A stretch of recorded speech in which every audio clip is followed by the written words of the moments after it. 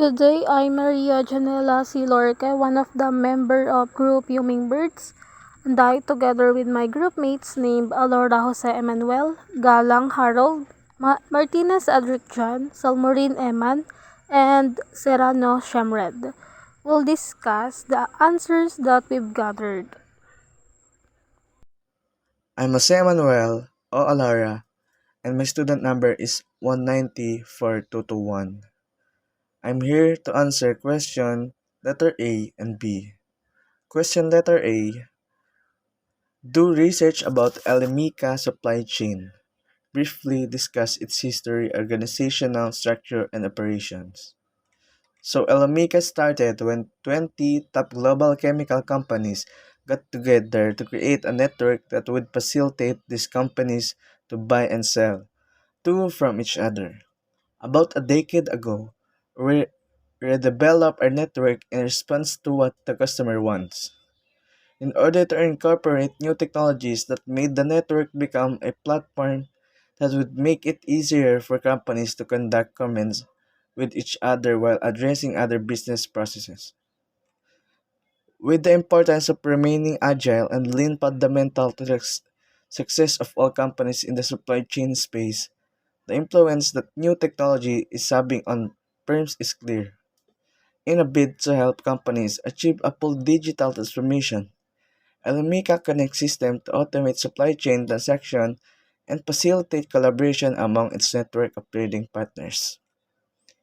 Digital transformation is a fundamental to Elemica and our customers. We facilitate their digital transformation within a supply chain by automating business by process from end to end, helping business to gain efficiencies within their procurement, production, transformation, manufacturing, and other business operation. Companies are always looking for ways to increase revenues, sustain growth, and improve the customer experience. This can happen when the supply chain is digitally transformed, providing greater visibility into what is happening across the enterprise. Question letter B.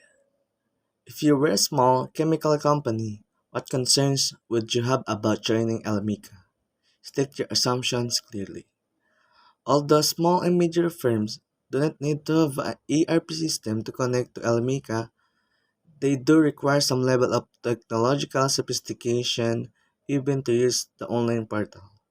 Alamica offers a web portal for those companies not as technically sophisticated as larger global chemical companies. All firms, Alamica reduces the burden of IT staff. In fact, one of the mission of Alamica is to help companies do more with fewer resources, including IT staff. As a small firm, you would be concerned that you would be able to respond to requests for large quantities of commodities that might be requested by parties. The first concern is the provision of fair platform in which all companies are appreciated. I'd be concerned about how Elmica can support small companies to gain the reputation of large companies so that the buyers can also get order from our company. The supply chain is visible for all its members through the trans-global business operations. They strive to continually shape our products to include both new technologies and also address changing market demands. Lemica's network and supply chain solutions are built with cloud technologies, making integration, support, and maintenance much easier. With cloud technologies, most customers can easily upgrade their software without having to use any IT support.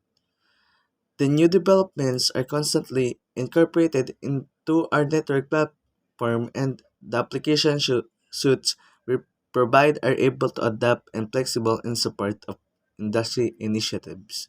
That's all po. Thank you. Hello, I'm Emmanuel F. Salmorim from ITC, and this is our presentation again. Elamica provides the community for participants where they can transact, coordinate, and cooperate to produce product for less. Yet this firm also compete to another one. They sell chemical to and user firm, automobile airline, and manufacturing industry. How is this possible? The Elemica community participant founded 22 leading corporation industry in 2000s. It coordinated to B2B industry trading hub. It was e-commerce company in ERP to ERP. Connectivity companies, the participant client of the Elemica has 2,600 base to the world with $60 billion transaction. The service offered of the Elemica connected solution, buyer direction,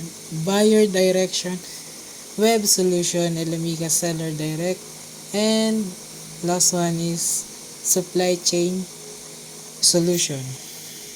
Elemica owned by collection of major chemical business is a neutral e-commerce platform that create a complete marketplace with a long-term partnership amongst its members. Elemica unites to firm the create community benefits all members.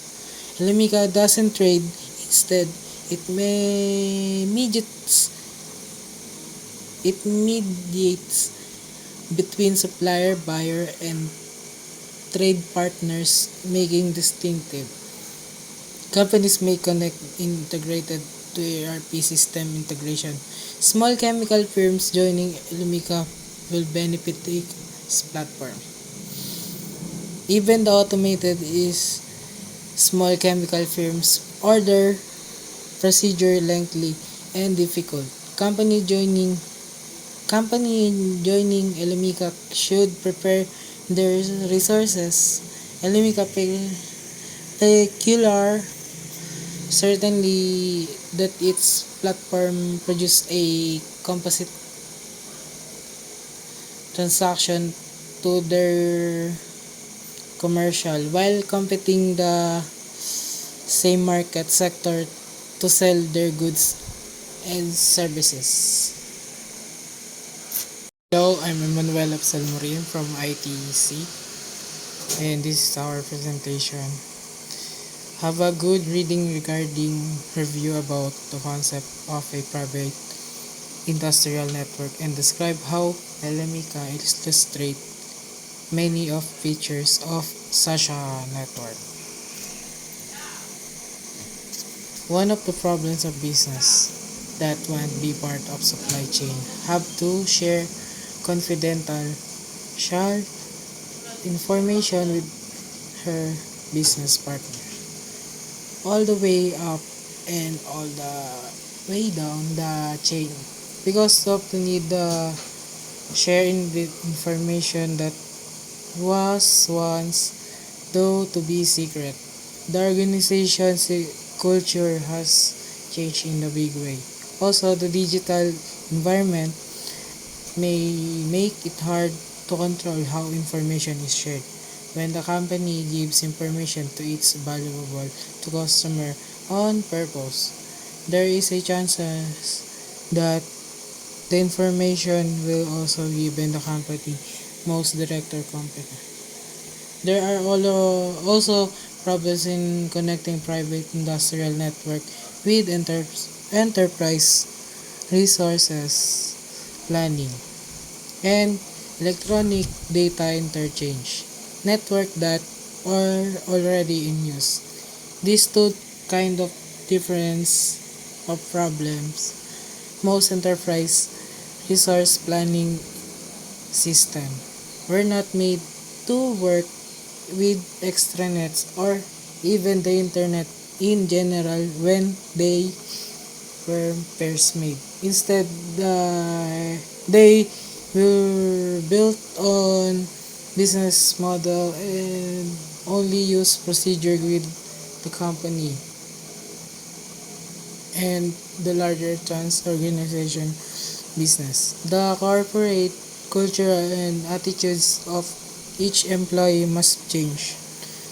Getting to a goal won't be an easy task. It is a job to company employees to aware the closely the company fate is tied to that its distributor and supplier, because the needs of partners of private industrial network are closely tied to output of suppliers. The suppliers need to change how they manage are closely tied to output of suppliers. Suppliers need change how manage change. Chains need to make big chances to their own organization to get the benefits of being part of chains. Elemica is committed to keeping long-term relationship with its partners, kind of private industrial network. So the company long-term costs we will lower. The network is not owned by one big company as it would be a private industrial network. Instead, it owned by major players in the major member in the industry who are trying to coordinate transaction that can across whole country. Again, my name is Maria Janela C. Lorca, and I'm here to share the answers that I've gathered for the question letter E. Explain the differences between total B2B commerce and B2B e-commerce. So, business to business or B2B refers to selling products and services directly between two businesses, while B2B e-commerce or business to business electronic commerce is the sale of goods or services through online transactions between businesses. Because orders are processed digitally, buying efficiency and effectiveness is improved for wholesalers, manufacturers, and distributors and other types of B2B sellers. Historically, B2B businesses have been slow to adopt e-commerce.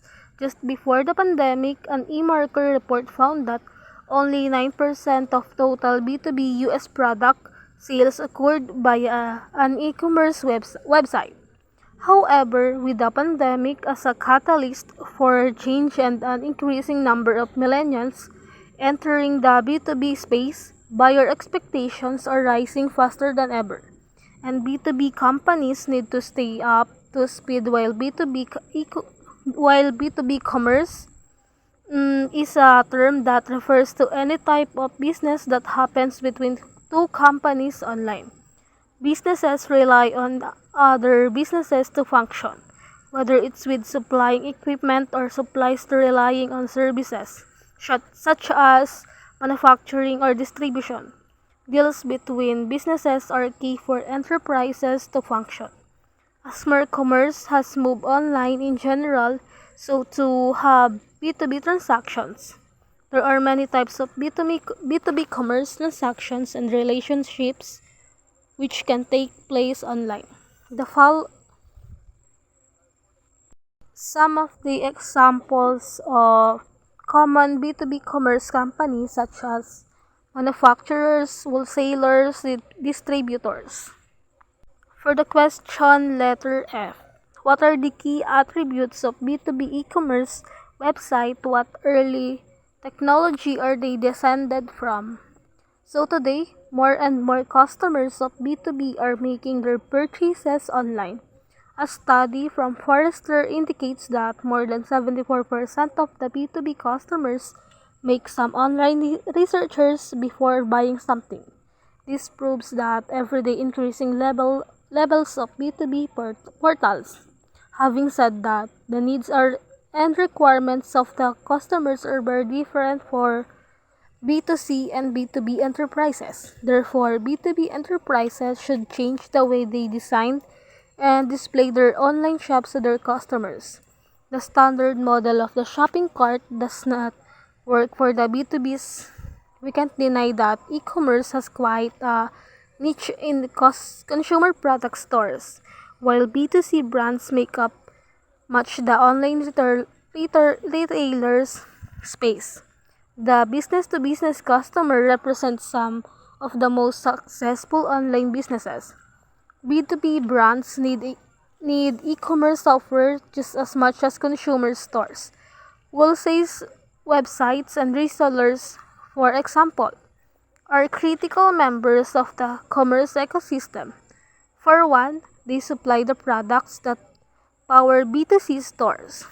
Business to business companies have their own category because they serve a market of for profit and non-profit organizations rather than individual consumers. Wholesale websites and resellers are just two categories under the B2B umbrella. Many B2B organizations sell services rather than physical goods. Here are some of the key attributes of B2B e-commerce website. Segmentation with customer groups and profiles. In B2C, customers are generally treated equally, but wholesalers deal in larger orders that vary from customer to customer. Good day everyone, I'm Edric Katindig Martinez. For the letter G is list at least 5 potential benefits of business to business e-commerce. So business to business, also called B2B, is a form of transaction between businesses such as one involved being a manufacturer and wholesaler or or a wholesaler and retailer. Business to business refer to business that is conducted between companies rather than between company and individual consumer. Business to business commerce is the process of marketing and selling products between two business online. The goal is simple: expand customer each and reduce cost to serve to drive more revenue for your business.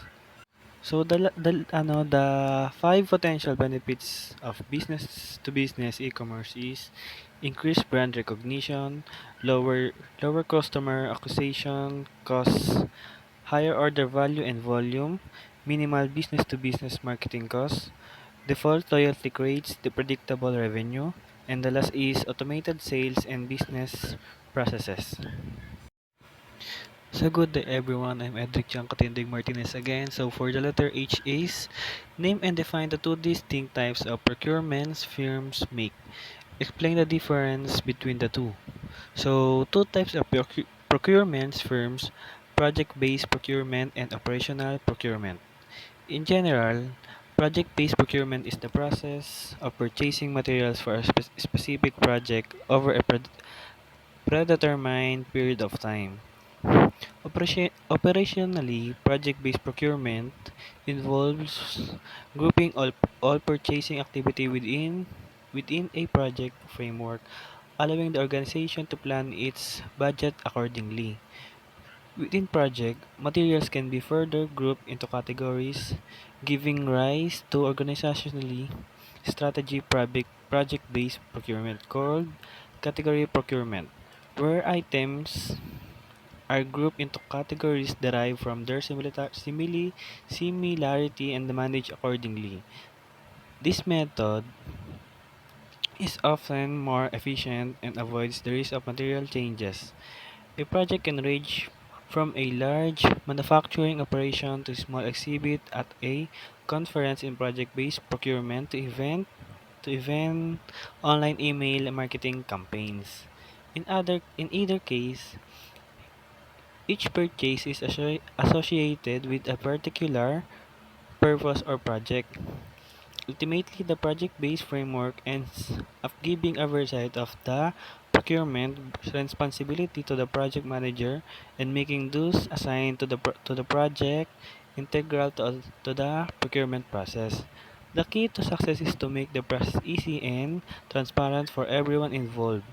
Project-based procurement requires a flexible platform to support multiple client organizations and projects.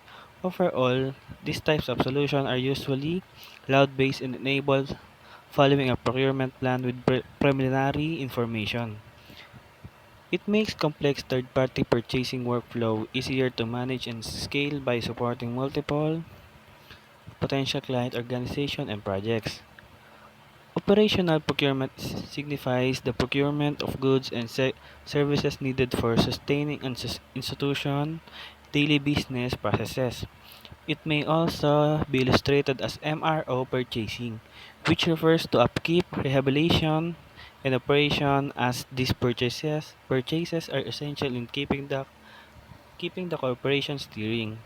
Operational procurement bears a reactive outlook concerning the purchase of materials and supplies, employing fast code and order processes to persist in running smoothly. Often, operational purchasing managers work to improve delivery management, contract management, and managing any criticism. It's about optimizing purchasing processes so that the business has key access to the source they require whenever they require them in the right quantity at the right place and at the best feasible price. However, the most important role of operational procurement is to coordinate with other processes and cut costs. It streamlines the procure to pay and source to contract processes. The more extensive the business, the more advantage you get from involving operational procurement. Tenets to their all-around procedures. Operational procurement is involved in buying a significant amount of things that are involved in more day-to-day operations. They have the ability to build strongly repeatable processes that are not possible to do in project-based procurement due to potential nuances and comparative infrequency. In addition to facilitating the purchase of goods and services, operational procurement works much more in real time and thus requires a system to support real time purchasing, inventory reporting, and electronic document transmissions. Moreover, the process will help companies get the best prices on their products, which will increase their profit margins. By following the principle of operational procurement, business can optimize their purchasing functions and make sure they have adequate access to the material and service they need. Name and define the two methods of purchasing goods. The two methods of purchasing goods are contract purchase and spot purchase.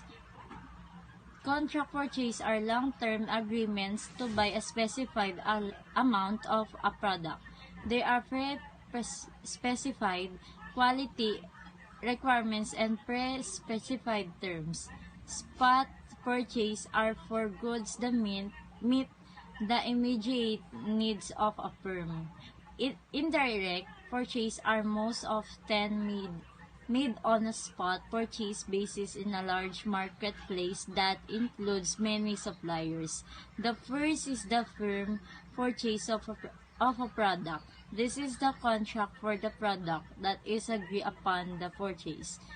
The contract is one of the most important when it comes to business transactions.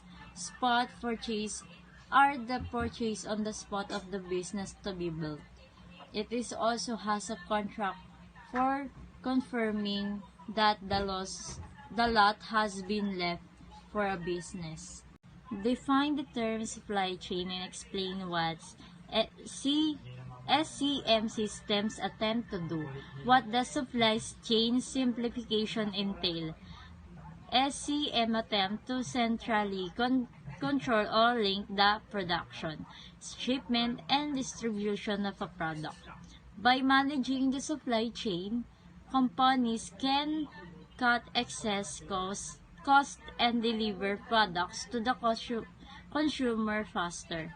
Supply chains have existed since the very first good or service was produced and sold in antiquity. SCM advanced with the advent of industrialization in enabling businesses to produce and distribute goods and services more effectively. For instance, Henry Ford's standard Standardization of vehicle sport was a game changer that made it possible for things to be produced in large quantities to satisfy and demands of an expanding consumer base. SCM systems have become more complex through, throughout time as a result of little adjustments like the reaction of computer. SC, SCM, however, however, largely remained a, a linear, segregated operation that was overseen by supply chain experts for generation. Supply chains Supply chain simplification refers to the reduction of the size of a firm's supply chain. Firms today generally prepare to work closely with a strategic group of suppliers in order to reduce both product costs and administrative costs. Long-term contract for chains containing pre-specified product quality requirements and pre-specified timing goals have been proven to improve end product quality and ensure uninterrupted uninterrupted production. Good day, my name is Harold Galang. For question letter K, explain the difference between a horizontal market and a vertical market. For the comparison between the horizontal integration market and vertical integration, horizontal market refers to process around the specific increasing market in its same supply chains as well as market industry. One of the example of this particular horizontal integration is, for example, is industries or of oil companies. Let's say for this example that the oil trades become more expensive. That is why the same company's oil prices change up more expensive. So in conclusion, when we pertain to the horizontal integration markets or industry, it is effective for the one different companies but in the same industry. When a company takes up the same type of products at the same level of production or marketing process in a merger, it is said to be a horizontal integration strategy. For example, now for the vertical market, in vertical integration market, different industries interconnects and may have interaction to each other. For the example of vertical market, the fuel company they plan to increase the prices of fuels. That should be a horizontal integration. However, the effects of having on increased prices of fuels might be the vertical integration. So if ever the industry made such a decision, it will affect other industries because in real life scenario, fuels is important for transportation, especially for businesses. That is why when there is an increase on prices of the fuel, it also affects the other businesses or other industries. So sometimes you might wondering why some goods change in prices. Is this just for the particular reason of the circumstance? Is that of the change of one industry will greatly affects one other different industries that uses a particular things that only those companies could make. Letter L. How do the value chain management services provided by e-procurement companies benefit buyers? What services do they provide to suppliers? In businesses, owners or money will find a way to make profit with their business, especially for e-commerce. For online businesses, the manager or the owner him or herself should find materials, supplies, and or services from their suppliers. In order to keep e-commerce businesses alive, keep up in the trend, they should innovate, and of course it's important to be very wise, and that is um, That is why e-procurement takes place. For comparison between purchasing to suppliers versus e-procurement, also known by the businesses or business owners supplies exchange, this too is the source of supplies, but they are different when it comes to how a company or the business owner gets supplies. For instance, a business owner needs supplies for their business. In purchasing, the business owner buy the supplies, while in procurement is you receive supplies mostly through bidding. What matters in the procurement is the value of the product the owners want to receive. In this way, the owner can make sure that they get a good profit from it. Now, for the value chain management service provided by the e-procurement companies, how does it benefit the buyer? As mentioned earlier, the procurement service process you get supplies from the procurement companies. However, when we say e-procurement, it is a process online procurement for the buyers to do, which includes purchase order, requisitions, sourcing, business rules, enforcement, invoicing, and payment in no time and for free hassle-free, because in this way you don't have to do much of managing and you can build relationship for the vendors as a good partner for you. Ever thriving business, good a good relation means a good amount and quality of supplies you might get. So procurement or e-procurement should be the answer for the business nowadays. For the suppliers, they provide automation of the entire selling business process, including catalog creation, content management, order management, fulfillment, invoicing, shipment, and settlement. According to Adelina Karpenkova, procurement process in businesses need to be digitally transformed to maximize efficiency, automate manual tasks, and create better customer and vendor experiences. As more and more business is conducted online, the future of effective procurement is digital, known as e-procurement. So it will be beneficial, especially for those who wants to start a business. That's all. Thank you.